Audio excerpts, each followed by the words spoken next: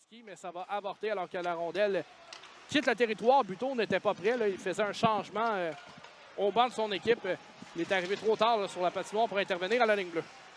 On travaille dans le territoire des Voltigeurs. Ensuite, un tir de Daniel Bourash du cercle droit et compte. C'est 1-0 Husky. Tir précis, l'Anthony, dans la partie supérieure. Un marqueur naturel, ça paraît énormément depuis le début du match, la pression offensive, à quel point c'est important.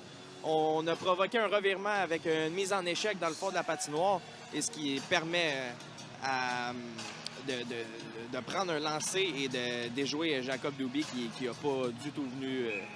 Il y avait de la circulation devant le filet des Voltigeurs à maintenir le rythme et à être constant. Donc, encore une fois, ça semble être d'actualité cet après-midi.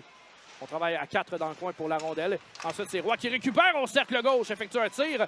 Ensuite, devant le filet, 2 fois, 3 fois. Et Carl Hagen intervient alors qu'il y avait beaucoup de monde devant le filet, dont Sam Oliver, excusez-moi. Mais Drew Elliott était là également. Il y avait également là, devant le filet, pour les Voltigeurs, Tristan Roy qui a tiré à 2 occasions. Ils ont fait un excellent travail qui a bâti un momentum que les autres lignes des Voltigeurs ont pu poursuivre par la suite, ce qui a mené à une excellente chance de marquer du côté des Voltigeurs à l'offensive et aussi une très longue séquence. Et là, Kill tire de la ligne bleue, ça dévie en défensive et ça déjoue Jacob Doubi. C'est 2-0 Rouyn-Noranda. La vue cachée, c'est assurément une technique qu'on essaie d'implanter du côté des Huskies, alors que c'est la deuxième fois qu'il se fait marquer de cette technique-là. La deuxième fois aussi du côté du gant. Ça serait intéressant de voir s'il va pouvoir se remettre un peu dans le match, peut-être essayer de trouver un peu mieux les rondelles, alors que pour l'instant, assurément, c'est une technique qu'on essaie beaucoup d'utiliser. Ce côté c'est intéressant, alors qu'il est encore à la patinoire bien placé. Gill qui sait quand décocher les rondelles au filet, mais sait quand les donner également. C'est définitivement un atout de taille là, du côté des visiteurs. Un tir ensuite de Brunel au haut du cercle gauche. La rondelle échappe à Jacob Doubi. C'est 3-0 Rouyn-Noranda, coché au filet depuis le début de la rencontre. C'est malheureux du côté des Voltigeurs qu'on ne connaît pas nécessairement une mauvaise première période. Toutefois, des buts là, qui semblent passer un peu à travers Doubi, notamment sur cette séquence, alors que ça aurait pu quand même être, disons-le, un arrêt assez facile. Bourash remet derrière lui pour Perron. Perron remet à la ligne bleue pour Gill. Gill pour Fontaine au haut du cercle droit ensuite pour Gill à la ligne bleue.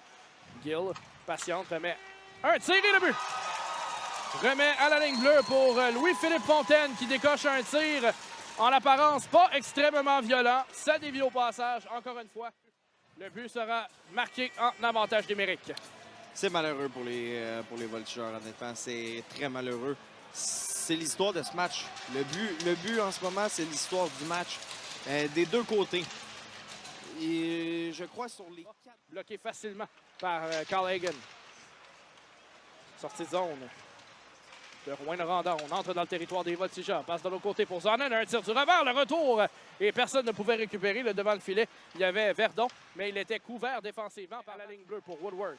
Woodward dans le coin gauche pour la pointe à la ligne bleue pour Woodward. Un tir. Passe en direction de Lafont qui a fait dévier. Ensuite, un tir et le but!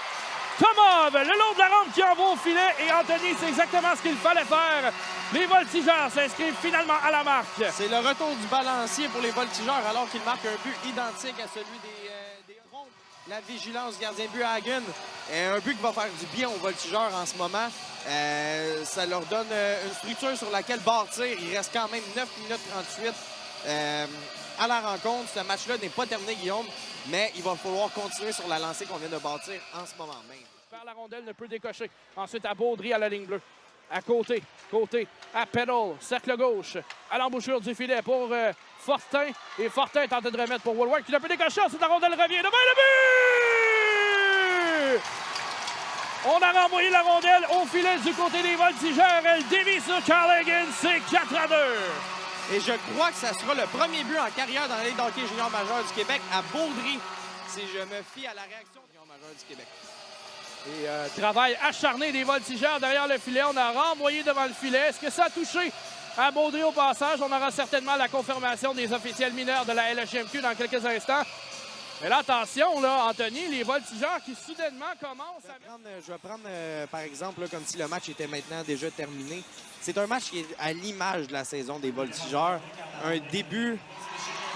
Et là, ça y est, Les Huskies qui confirment leur victoire avec un but dans un filet désert. Et si la dernière séquence, Anthony n'avait pas... Maintenant, c'est fait et je vais continuer mon explication. C'est un match qui est à l'image complètement